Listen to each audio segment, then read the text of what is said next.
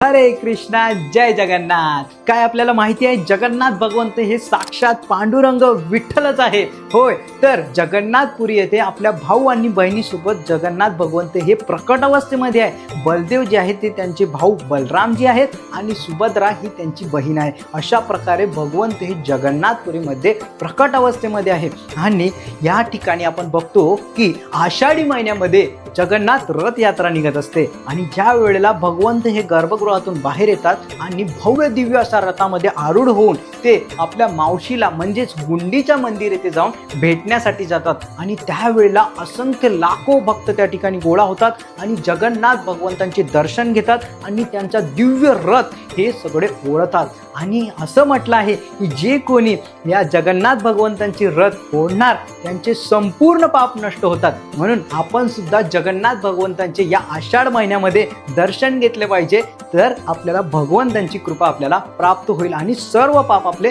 नष्ट होणार। आणि जर आपल्याला शक्य नसेल होत तर आपण आपल्या जवळपास इस्कॉन मंदिरामध्ये जाऊन त्या ठिकाणी जगन्नाथ रथ यात्रा निघत असते, त्यावेळेला आपण त्या रथ यात्रेमध्ये सहभाग घेतला पाहिजे आणि जगन्नाथ भगवंतांची कृपा प्राप्त केली पाहिजे। जगन्नाथ रथ यात्रा महामहोत्सव की जय। जय जगन्नाथ।